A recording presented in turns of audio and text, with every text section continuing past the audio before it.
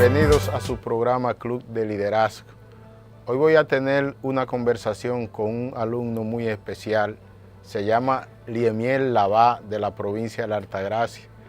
Un profesional talentoso, un ser humano inspirado con mucha vocación de servicio social en busca de un liderazgo para contribuir al desarrollo de su pueblo. Vamos a una pausa y en breve vamos a retornar con una entrevista que será de su agrado.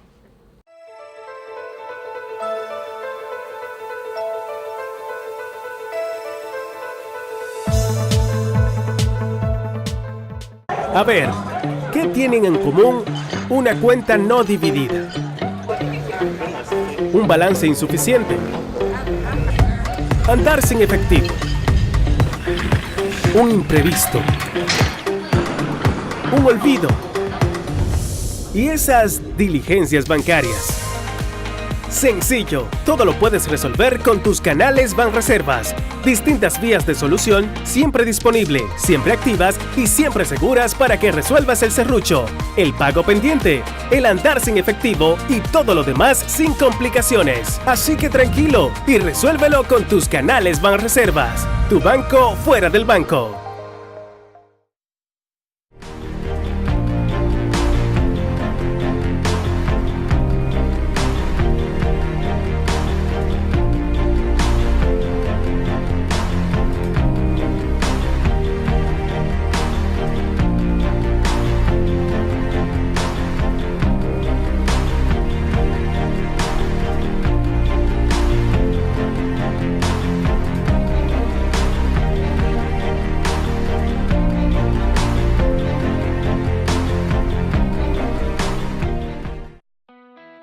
Un pueblo que trabaja ve los resultados de la mano de una institución que protege el patrimonio dominicano.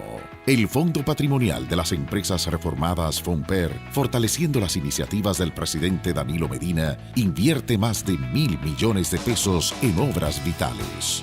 80 millones de pesos para colector de aguas residuales Monte Adentro, Don Pedro, Los Laureles, Los Samanes, Jardines del Este, Villa María, que serán conectados con el sistema de aguas residuales de Rafey. 168 millones de pesos en 50 aulas de docencia y 3 edificios de laboratorios en el Politécnico Don Bosco. 8 millones de pesos para la remodelación del edificio empresarial Santiago. 600 millones de pesos en Acueducto Múltiple Las Canelas, Ciudad Juan Bosch y Hato del Yaque. Canchas, estadios de béisbol, iglesias, centros deportivos y muchas obras por todo el territorio nacional. Un presidente con visión, un gerente que ejecuta, un pueblo que trabaja y un país que avanza. Fondo Patrimonial de las Empresas Reformadas FONPER, de la mano con la comunidad.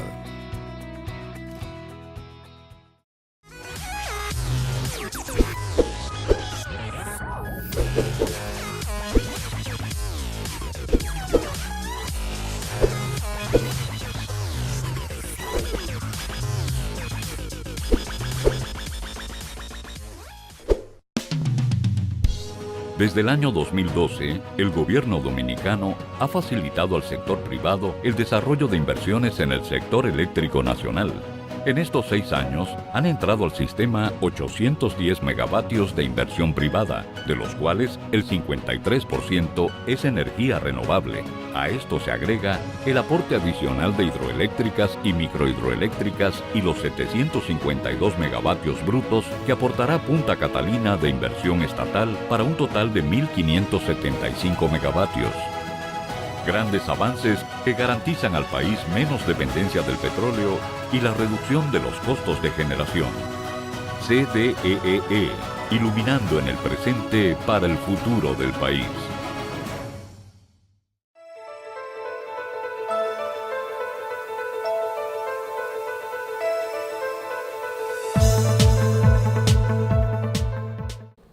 Hoy en Club de Liderazgo estoy muy contento, puesto que voy a conversar con un político con muchas cualidades. Y estoy seguro de que vamos a hacer un programa que va a cautivar a los televidentes, puesto que es una persona que tiene mucho que dar, tiene mucho que ofrecer, puesto que hace un trabajo de servicio social enfocado en lo religioso, en lo educativo, pero al mismo tiempo tiene una visión de futuro, un sueño, una esperanza de crecer para servir. Liemiel Lavá, alumno, bienvenido al Club de Liderazgo. Gracias, profesor. Es un honor, un privilegio estar con usted aquí en este prestigioso programa. Me siento en la silla de la escuela tomando clase de nuevo con usted. Te conocí a ti fue allá por el año 2009. En Higüey estábamos formando jóvenes, formando profesionales, activando, en ese momento era para las campañas locales. Y luego en la campaña presidencial del 12 fue que nos compenetramos más, puesto que tú fuiste un protagonista, tú eres una persona muy activa, muy dinámico en el proceso. Y yo quedé muy impresionado contigo. Primero, tú eres una persona expresiva. Recuerdo que Juan Julio fue que me presentó. Sí, así fue. E inmediatamente iniciamos un diálogo profundo. Yo te hice varias preguntas y ahí tuvimos una química. ¿Se puede decir, Liemiel, que tú naces político? Yo creo que sí. Yo creo que sí, que uno nace político. Yo creo que el ser humano nace político, solo que uno lo desarrollan, otros no lo desarrollan, otros van más rápido. Y como dice el texto bíblico, como que cada cosa tiene su tiempo, ¿no? Y algunos avanzamos un poco más rápido, pero creo que llegué justamente en el momento a la actividad activa en la política para el año 1996. Tus ancestros son nacionales del hermano pueblo haitiano. Sí, ambos. Mi madre nació aquí, pero mi papá nació en la otra parte de la isla, y mi padre llegó joven aquí y tuvo 3 hijos, y el primero fui yo en la provincia de Altagracia, y mis 2 hermanas. O sea, son una familia de 3, ¿y tus hermanas han estudiado también? Sí, mis hermanas, una terminó el bachillerato recientemente, va a ingresar a la universidad. La más joven se casó, pero es una buena muchacha, ahí está. Bueno, nosotros tuvimos una muy buena educación de papá y de mamá. Y en mi caso, pues sí, seguí los estudios, todavía estamos en las aulas. Sí, pero ya tú estás haciendo maestría. Sí, actualmente estoy en términos de una maestría en Derecho Inmobiliario, que es mi área. Tengo los últimos 10 años trabajando bienes raíces como agente inmobiliario, y eso me motivó a estudiar Derecho. Terminé la carrera y entonces decidí hacer una especialidad, y por supuesto, la lógica indicaba que debía ser Derecho Inmobiliario. Alumno, ¿y por qué tú eres político? O sea, ¿qué te motivó a ti a lanzarte a la política en una provincia que no es fácil? Porque sobre todo la Altagracia es una provincia con los espacios secuestrados. Entonces, ¿qué te motiva y qué proceso tú has vivido en esa praxis del día a día construyendo un espacio dentro del Partido de la Liberación Dominicana? Cuando salí de mi campo, nosotros somos de un campo, cuando salí de mi campo, profesor, me di cuenta de que alguien tenía que regresar a ayudar a los colegas que quedaban en el campo. Entonces decidí organizar, valga la redundancia, una institución sin fines de lucro. Y entonces organizamos a FUNINTED, la Fundación Internacional de Educación y Desarrollo Incorporada, que presido yo actualmente, hace más de 10 años, para regresar al campo y ayudar a los jóvenes que quedaron ahí, porque fue muy difícil para mí salir de ahí con poca motivación, con poco incentivo. Entonces creamos esa institución para incentivar, para proveer ayudas a los jóvenes que llegaban al octavo. Y a partir de octavo, ¿qué vamos a hacer? Porque no hay más escuelas cerca, hay que salir a la ciudad, si no tiene familia, no tiene los recursos. Y con esta institución hemos estado ayudando. Pero me di cuenta algo, que en todo esto era política. En todo esto, buscar una ayuda, ¿a quién le tocaba la puerta? Pues un político. Crear la institución para incorporarla, pues un político. Conseguir los fondos, un político. Entonces dije, bueno, pero si la voluntad es servir y queremos ampliar este abanico de servicios a la comunidad, pues tenemos que de alguna forma involucrarnos. Entonces te metiste de lleno a la política. Me metí de lleno a la política. ¿Y por qué tú escoges al PLD para hacer una carrera política? Al PLD porque en marzo del 96, cuando por primera vez me inscribo en un partido, fue motivado precisamente por la campaña del momento. El presidente Fernández estaba en su apogeo, los discursos, estábamos ya en la escuela estudiando los escritos de Bosch, y esto nos motivó a entrar en el PLD. Y no me arrepiento, profesor, debo decirle. Hemos hecho, los gobiernos del PLD han sido muy exitosos desde mi punto de vista. Por supuesto que faltan cosas por hacer, pero creo que hemos avanzado. No elegí mal. El impacto económico en la Altagracia, fruto del gobierno, de los gobiernos del Partido de la Liberación Dominicana, ¿en cuáles ámbitos se ha percibido más? Bueno, impresionante. Yo me muevo en el mercado turístico inmobiliario. Las propiedades que yo promuevo, casi todas, en un 98% están en la zona turística. Y debo decirle que la dinámica económica en las últimas 2 décadas ha sido una revolución. Estamos hablando de cerca de 70 hoteles en la costa, solamente en la costa de Bávaro, Punta Cana, alrededor de 12 campos de golf, más de 4.000 habitaciones. Ya hoy nosotros estamos aportando al Producto Interno Bruto sobre el 15%. Así que lo que ha pasado en materia económica en el este del país ha sido impresionante desde mi punto de vista. Yo percibo, como tengo tanto tiempo moviéndome en Higüey, que ahora como que el desarrollo del turismo está impactando mucho en cambiarle el rostro al pueblo de Higüey. Porque hubo un tiempo que uno iba a toda la zona turística y cuando uno pasaba por Higüey, uno lo que veía era muchos arrabales, pero Higüey también está transformado. Sí, yo pienso que usted tiene mucha razón. En los últimos años es cuando estamos viendo el impacto del turismo, porque la ciudad estaba de espalda al desarrollo turístico. Y fruto de algunas inversiones del Estado, muy puntuales, en área de comunicación.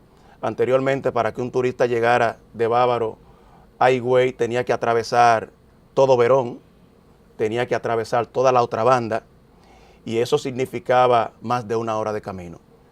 Ahora un turista puede desplazarse desde el aeropuerto hacia La Sirena, por ejemplo, que es una plaza comercial que está en Higüey, en 25 o 30 minutos.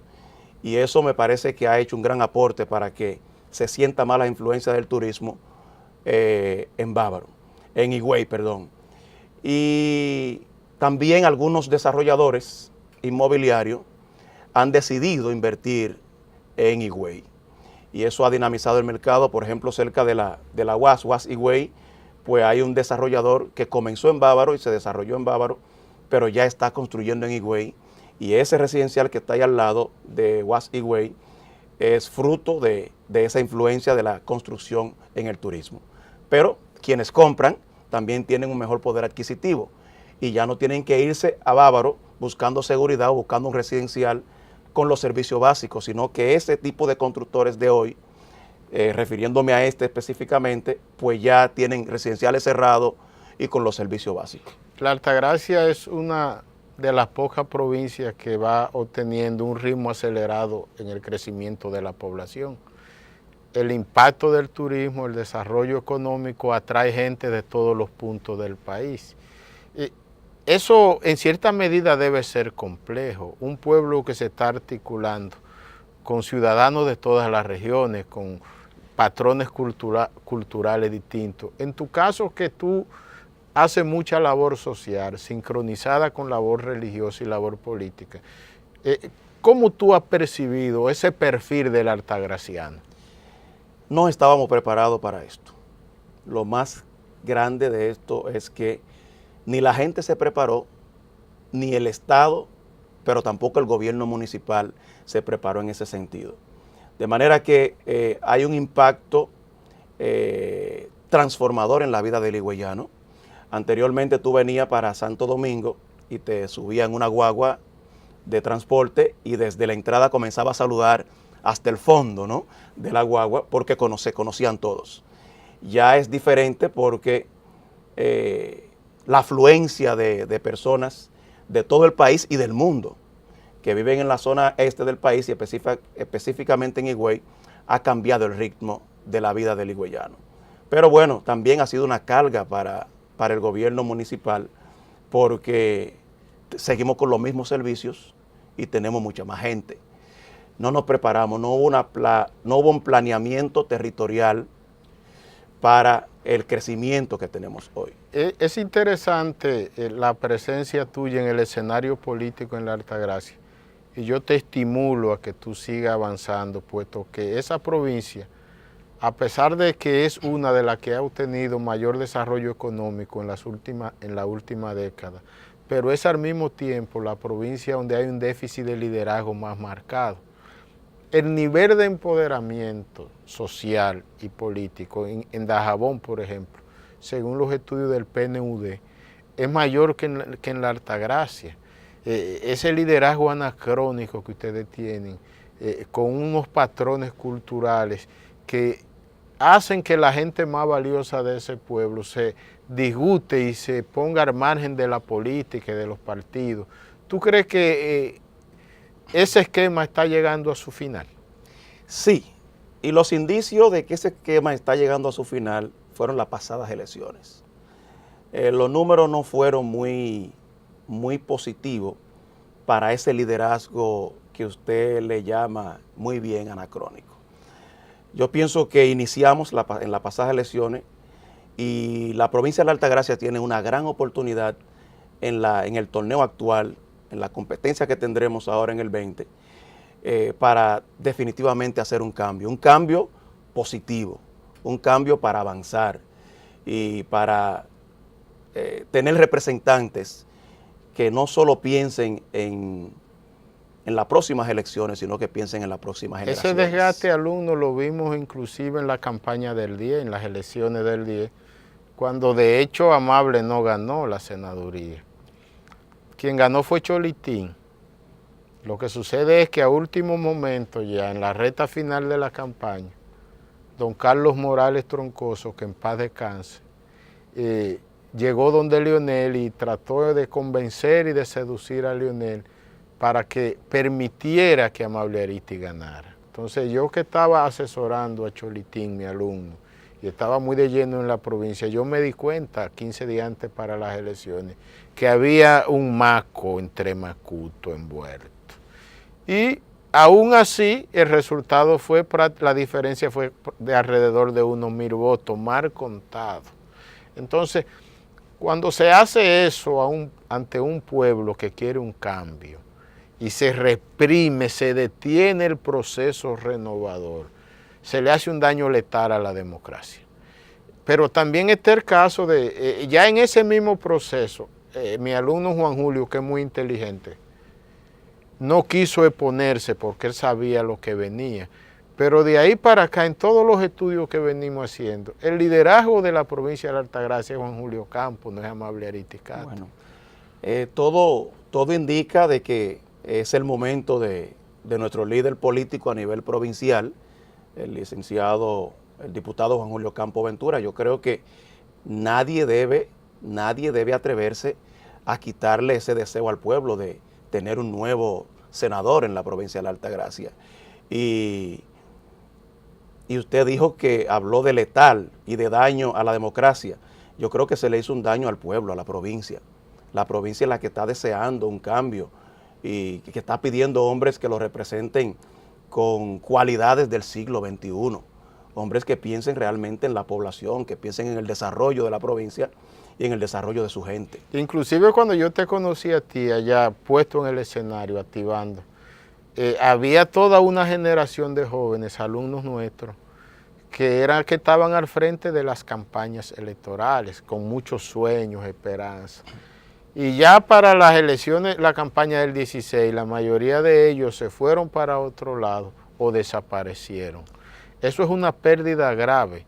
O sea, cuando tú construyes un capital de liderazgo joven, lleno de sueños, lleno de esperanza, y que ven que no pueden avanzar, y entonces se echan a un lado y se marginan de la participación política constructiva de desarrollo y bienestar. Eso genera una frustración colectiva, un desencanto que afecta. Pero pienso que ahora ustedes, como generación, tienen que levantarse. Ustedes están frente a un reto y un desafío de hacer una campaña electoral sin precedente para crear el liderazgo que necesita esa provincia que es modelo de crecimiento y de desarrollo económico. Estoy conversando con mi alumno Liemiel Lavá. Vamos a una pausa y en breve retornamos.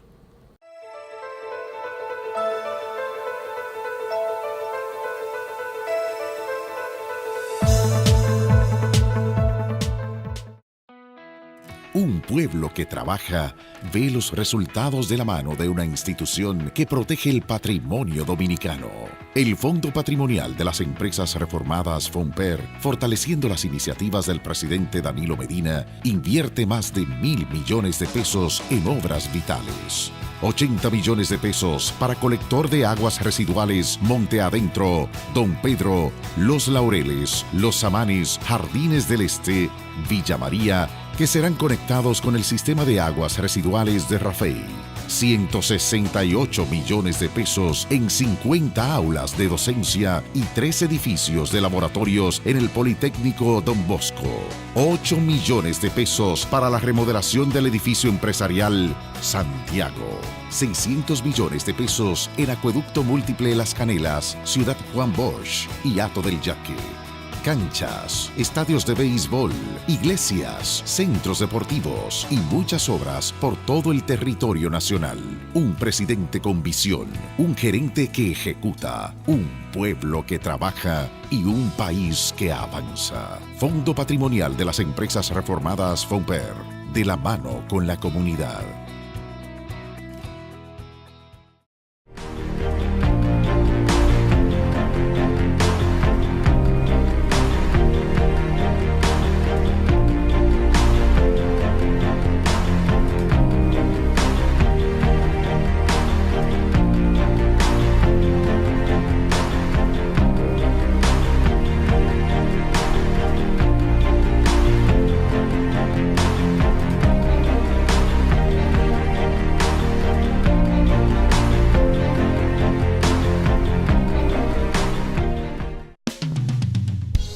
Desde el año 2012, el gobierno dominicano ha facilitado al sector privado el desarrollo de inversiones en el sector eléctrico nacional.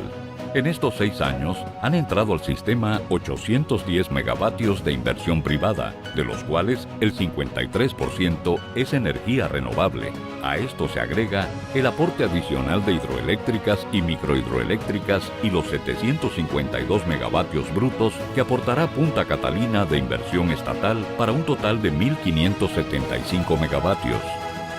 Grandes avances que garantizan al país menos dependencia del petróleo y la reducción de los costos de generación. CDEE, iluminando en el presente para el futuro del país.